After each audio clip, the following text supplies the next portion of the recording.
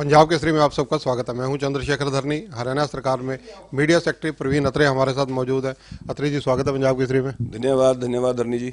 अत्रे जी, जिस प्रकार से बीजेपी ने 3 राज्यों में जबरदस्त सफलता पाई, उसको लेकर हरियाणा में क्या इम्पैक्ट आपको नजर आ रहा है?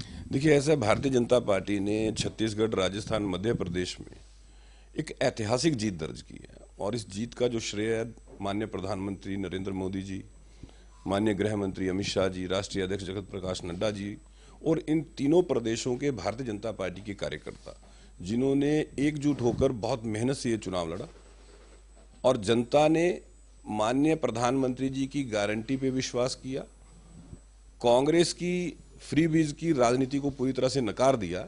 ये स्पष्ट नजर आया। जहां तक हरियाणा की बात है, हरियाणा के अंदर भी तीसरी बार भारतीय जनता पार्टी की सरकार बनेगी मुख्यमंत्री मनोहर लाल के नेतृत्व में, क्योंकि हरियाणा के अंदर 2014 से पहले जिस तरह की व्यवस्था थी, मुख्यमंत्री मनोहर लाल ने उस व्यवस्था को पूरी तरह से बदला, गरीब और वंचित को उसका हक दिया। हर क्षेत्र के अंदर हरियाणा ने तरक्की की।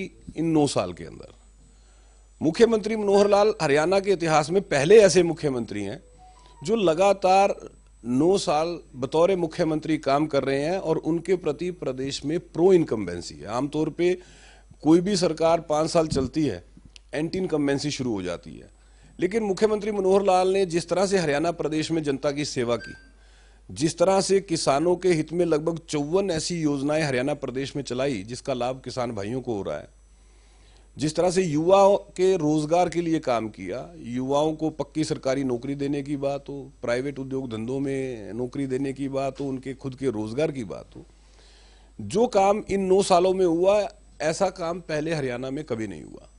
तो मुख्यमंत्री मनोहर लाल की जो पारदर्शी कार्यशैली है, जिस तरह से एक पारदर्शी सरकार को आम नागरिक तक पहुंचाना, हरियाणा के आम नागरिक के मन में ये भाव पैदा किया कि सरकार आम नागरिक की अपनी सरकार है और इन सब चीजों का परिणाम आपको आने वाले चुनाव में नजर आएगा।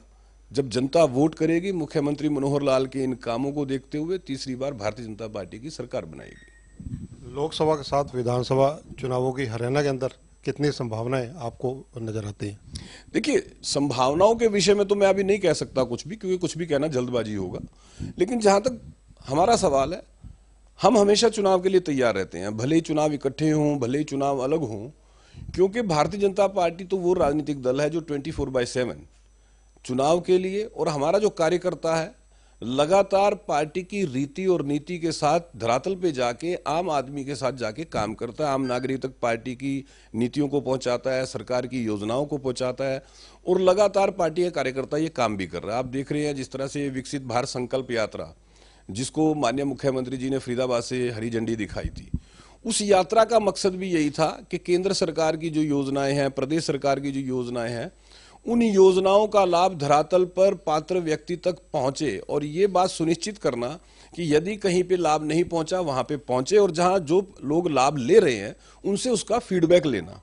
और जब कोई भी राजनीतिक दल जमीन पे जाके कार्यकर्ता इतनी मेहनत करता है, जो भारतीय जनता पार्टी के कार्यकर्ता के स्वभाव में है, आपने इन 3 राज्यों में भी देखा है कि भारतीय जनता पार्टी के कार्यकर्ताओं ने, चाहे हम बात करें मध्य प्रदेश की, वहां पे जो सरकार की योजनाएं थी उन योजनाओं को धरातल पे जिस तरह से पहुंचाया, हरियाणा में भी पार्टी का कार्यकर्ता लगातार इस काम में लगा हुआ है। सरकार की तरफ से, संगठन की तरफ से लगातार जो मेहनत हो रही है, और जिस तरह से हरियाणा के जनता को बेहतर योजनाएं देके उसका उत्थान हो रहा है, स्वाभाविक है वो चीजें चुनाव में अपना प्रभाव दिखाती हैं। इसीलिए ये बात मैं लगातार कहता हूं कि हरियाणा में तीसरी बार भारतीय जनता पार्टी की सरकार बनेगी। राजस्थान में जिस प्रकार से जेजेपी बीजेपी के खिलाफ ही चुनाव लड़ी और कहीं ना कहीं हरियाणा के अंदर सरकार में गठबंधन में है, तो चुनावों में क्या स्थिति रहने वाली है? देखिए, हम पहले भी कई बार ये बात स्पष्ट कर चुके हैं, मुख्यमंत्री मनोहर लाल जी सार्वजनिक मंचों से कह चुके हैं कि हरियाणा में जो जेजेपी के साथ अलायंस है वो पोस्ट पोल अलायंस था, वो प्री पोल अलायंस नहीं था। हमने मिलकर चुनाव नहीं लड़ा था। 2019 में हरियाणा की जनता ने जो हमें मैंडेट दिया, हरियाणा की जनता का मैंडेट ये था कि जनता की सेवा के लिए हमें किसी राजनीतिक दल का साथ लेना होगा, तो हमने जेजेपी का साथ लिया, क्योंकि हमारे पास विधायकों की संख्या 40 थी जो बाद में 41 हुई, तो हमारे पास जो 45 का आंकड़ा है सरकार बनाने के लिए जो चाहिए, उसके अंदर विधायक कम थे, इसलिए अलायंस हुआ।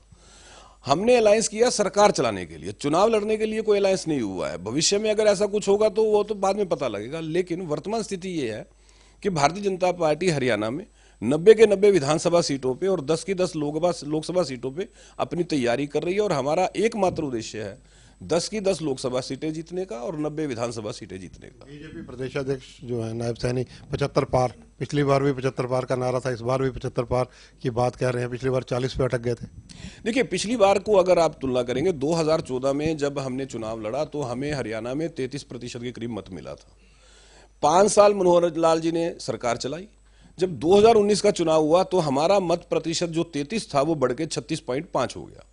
मतलब 5 साल सरकार चलाने के बाद जनता ने हमारी जो योजनाएं हैं उन योजनाओं के ऊपर पहले से ज्यादा मत दे के अपनी मोहर लगाई। और ये भी हरियाणा प्रदेश में, धरनी जी बता देता हूं, पहली बार ऐसा हुआ था कि कोई सरकार 5 साल चली हो और अगली बार उसको पहले से ज्यादा वोट मिला हो। इससे पहले कभी हरियाणा में ऐसा नहीं हुआ था। तो अब जो मनोहर लाल जी ने काम किया है इन 4 सालों में भी, और अभी 1 साल सरकार का पड़ा है, जब 2024 का चुनाव आएगा आप देखिएगा जो 36.5% मत था वो 40% से ऊपर जाएगा, और जब 40% से ऊपर जाएगा तो स्वाभाविक है, आप 75 की बात कर रहे हैं, हमारी जो सीट है वो 80 से ऊपर चली जाएंगी। शैलजा, रणदीप और किरण जिस प्रकार से अब कांग्रेस में समानांतर रैलियां करने जा रहे हैं, सिरसा से शुरुआत हो रही है, उसका कहीं ना कहीं लाभ बीजेपी को भी मिलेगा। देखिए, ऐसा है कि हर राजनीतिक दल रैलियां करता है, धरने प्रदर्शन भी करता है, अपनी बात जनता के बीच में रखने के लिए इस तरह के प्रोग्राम भी करता है। लेकिन जहां तक कांग्रेस की बात है, जिस राजनीतिक दल के नेताओं में सिर्फ फुटोवल हो, क्योंकि अभी जब शैलजा जी के प्रोग्राम्स की चर्चा अखबारों में मैंने पढ़ी तो भूपेंद्र सिंह हुड्डा का मैंने एक बयान भी पढ़ा जिसमें हुड्डा ने ये बात स्पष्ट कर दी कि ये अगर पार्टी का प्रोग्राम होगा तो जाएंगे, व्यक्ति को होगा नहीं जाएंगे। फिर उसमें यह भी कहा गया कि अगर हमें कोई बुलाएगा तो जाएंगे। मतलब कांग्रेस के हालात इस तरह से है कि कोई भी नेता अगर अपना कोई प्रोग्राम करता है वो दूसरे नेता को बुलाता नहीं है। जैसे हुड्डा साहब ने एक प्रोग्राम शुरू किया था विपक्ष आपके समक्ष टाइप, इस तरह से, तो शैलजा जी उस वक्त अध्यक्षा थी। शैलजा जी ने उस वक्त बतौर अध्यक्षा ये कह दिया था कि ये पार्टी का अधिकृत प्रोग्राम नहीं है।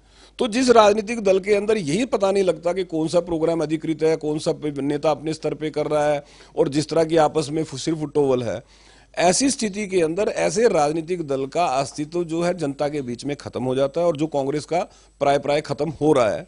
और मैं तो कहता हूं कि 2024 के बाद हरियाणा से कांग्रेस पूरी तरह से खत्म हो जाएगी। विधानसभा सेशन है 15 तारीख से, उसको लेकर कहीं ना कहीं विपक्ष जिस प्रकार से अपनी तैयारी कर रहा है, जो सरकार के मुद्दे हैं, सरकार के खिलाफ मुद्दे हैं, उनको उठाएगा अंदर। सत्ता पक्ष की कितनी तैयारी है? देखिए, हर विधानसभा जब सत्र आता है हर बार विपक्ष के नेताओं की तरफ से ये बयान में सुनता हूं कि हमारी पूरी तैयारी है, हम विधानसभा के अंदर सत्ता पक्ष से सवाल करेंगे। लेकिन जब विधानसभा सत्र शुरू होता है तो होता इसका उल्टा है। विपक्ष हर बार कोई ना कोई बहाना करके वॉकआउट करता है। विपक्ष के पास कोई मुद्दा नहीं है। सबसे बड़ी विपक्ष की दिक्कत यही है। आज हरियाणा प्रदेश के अंदर विपक्ष पूरी तरह से मुद्दा विहीन विपक्ष है। विपक्ष के पास कोई मुद्दा नहीं है। इसीलिए अगर आपने देखा हो, कांग्रेस जात पात की राजनीति पे उतर आई।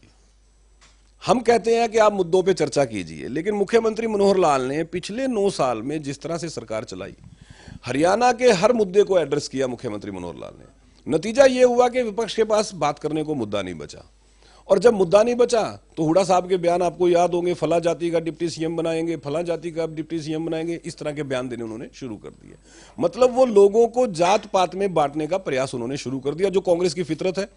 और ये जात पात की राजनीति की वजह से ही कांग्रेस को राजस्थान में चोट पड़ी है, इसी वजह से मध्य प्रदेश में उड़े हैं, और इसी वजह से छत्तीसगढ़ में उड़े हैं, और हरियाणा में भी यही हाल होने वाला है। क्योंकि हरियाणा का मतदाता बहुत जागरूक है, वो बेहतर जानता है कांग्रेस की इस राजनीति को। फूट डालो, राज करो। ये चाहते हैं कि जनता को जात पात में उलझा के रखे, जात पात में लड़वाएं, और उसके बाद ये किसी तरह से हमारा दाव लग जाए, जो कि हरियाणा में नहीं होगा। धन्यवाद। तो ये है प्रवीण अत्रे। कई मुद्दों पर इन्होंने बातचीत की, और इनका कहना है कि कांग्रेस जात पात की राजनीति को केंद्र बिंदु बनाकर चलती है, जबकि आज जो आम नागरिक हैं वो बिल्कुल इस मामले में जागरूक है, और कांग्रेस के बहकावे में किसी प्रकार से आने वाले नहीं हैं। मोदी मैजिक का इन्होंने जिक्र किया, जिस प्रकार से 3 स्टेट में बीजेपी जबरदस्त तरीके से जीत कर आई है, उसका श्रेय देश के पीएम मोदी को दिया प्रवीण अत्रे ने। कैमरामैन संजय सिंह के साथ चंद्रशेखर धरनी, पंजाब केसरी टीवी, चंडीगढ़। हमसे जुड़े रहने के लिए हमारे YouTube चैनल को सब्सक्राइब करें और नई वीडियो की नोटिफिकेशन के लिए बेल आइकॉन को दबाएं। अगर आप ये वीडियो Facebook पर देख रहे हैं तो लाइक जरूर करें और ज्यादा से ज्यादा शेयर करें। धन्यवाद।